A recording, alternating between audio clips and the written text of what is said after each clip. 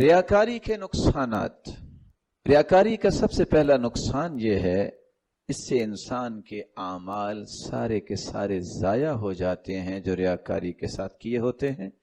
कुरान मजीद में अल्लाह रब्बुल इज़्ज़त फरमाते हैं, ए ईमान वालो, अपने सदक़ात को इहसान जतलाकर तकलीफ देकर ज़ाया न करो। कैसे? जैसा कि ऐसा इंसान जो अपने माल को खर्च करता है रियाकारी करते हुए, उसका अल्लाह पे ईमान नहीं होता। उसकी मिसाल तो ऐसे है, फमसलहु कमसली सफ़वानिन अलैहि तुराब फअसाबहु वाबिलुन फतरकहु सल्दा, कि अगर इंसान एक पत्थर पे देखता है कि मिट्टी पड़ी हुई है और खूब बारिश पड़ती है, पत्थर मिट्टी से साफ हो जाता है, ऐसा ही रियाकार है। जितने बड़े काम कर ले, रियाकारी आई तो सारे के सारे ज़ाया हो जाएंगे। दूसरा नुकसान, रियाकारी तो धोखेबाज लोगों की निशानी है। कुरान मजीद में अल्लाह रब्बुल इज़्ज़त फरमाते हैं, इन्नल मुनाफिकीन युखादिऊन अल्लाह व हुवा खादिउहुम व इज़ा कामू इला स्सलाति कामू कुसाला युराऊन अन्नास व ला यज़कुरून अल्लाह इल्ला कलीला। मुनाफिक अल्लाह को धोखा देते हैं और अल्लाह उनके धोखे का बदला उन्हें देते हैं। और नमाज की तरफ जब मुनाफिक खड़े होते हैं तो सुस्त बन के खड़े होते हैं, सुस्ती करते हुए, और वो लोगों को दिखावा करते हैं और अल्लाह का जिक्र नहीं करते। तो अल्लाह ताला ने इस आयत के अंदर उनके इस धोखे को वाज़ेह किया। ये रियाकार हमेशा धोखेबाज होता है। नंबर 3, रियाकारी से इंसान हमेशा फकीरी, इज़्तिराब और तंगदस्ती का शिकार रहता है।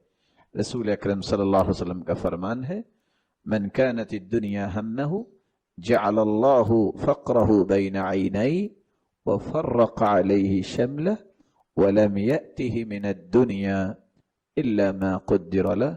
जिसकी फिक्र महज दुनिया ही कमाने की हो जाए, उसको आखिरत का, अल्लाह की रज़ा का फिक्र नहीं है, तो अल्लाह ताला उसकी फ़कीरी को उसकी पेशानी पे रख देते हैं और उस पर उसके उमूर को मुंतशिर कर देते हैं, और उसे दुनिया में सिर्फ वही कुछ मिलता है जो उसके मुकद्दर में लिखा जा चुका है।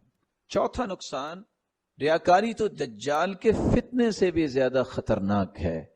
रसूल अकरम सल्लल्लाहु अलैहि वसल्लम का फरमान है, मेरे सहाबा में तुम्हें ऐसी बात न बताऊं जो दज्जाल के फितने से भी ज्यादा मैं उसका खौफ महसूस करता हूं। कहा क्यों नहीं? आपने फरमाया, अश्शिरकुल खफी, रियाकारी दज्जाल के फितने से भी ज्यादा खतरनाक है। पांचवा नुकसान, रियाकारी तो इंसान की हलाकत और बर्बादी का बाइस है। कुरान मजीद में अल्लाह रब्बुल इज़्ज़त फरमाते हैं, फ़वैलुल लिल मुसल्लीन अल्लज़ीना हुम अन सलातिहिम साहून अल्लज़ीना हुम युराऊन। हलाकत है, बर्बादी है उन नमाजियों के लिए जो नमाज तो पढ़ते हैं और नमाज में सुस्ती और रियाकारी करते हैं।